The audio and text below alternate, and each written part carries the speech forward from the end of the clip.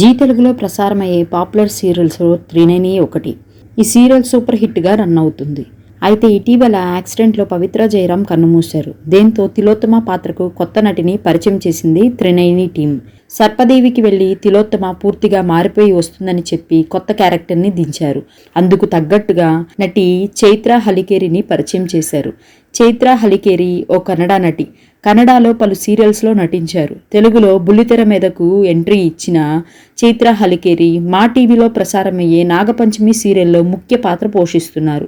ఈ సీరియల్లో హీరో మోక్షకు తల్లి వైదేహిగా నటిస్తున్నారు. త్రినేనిలో ప్రస్తుతం చైత్ర హలికేరి తిలోత్తమగా ఆకట్టుకుంటున్నారు. మోడలింగ్లో కెరియర్ ప్రారంభించిన కన్నడ స్టార్ స్థాయికి చేరుకున్నారు చైత్ర హలికేరి. ఈమె కన్నడలో గురు శిష్యారు, శ్రీధాన్యమ్మాదేవి, ఖుషి వంటి పలు సినిమాల్లో నటించింది. ఒక కన్నడలో ఓ ఫేమస్ వంట షోలోనూ హోస్ట్ చేశారు.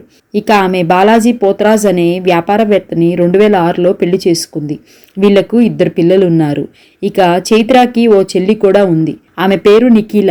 పెళ్లి జరిగిన కొన్ని రోజులకే చైత్ర ఆమె తన భర్త, అత్తమామలపై పోలీస్ కేసు పెట్టింది. వాళ్ళు తనను వేధిస్తున్నారని ఫిర్యాదు చేసింది. తన సినిమాలు, సీరియల్స్ ద్వారా వచ్చిన డబ్బును ఆమె దాచుకోగా అత్తింటి వారు బ్యాంక్ ఖాతాను ఉపయోగించుకుంటున్నారని కేసు పెట్టింది. అంతేకాకుండా చైత్ర పేరు మీద గోల్డ్ లోన్లు కూడా పెట్టేశారట. కొత్త తిలోత్తమ పాత్ర చేతికి ఒక గ్లౌజ్ వేసుకుని ఉంటుంది. ఆ చేతిని ఎవరినీ తాకనివ్వదు.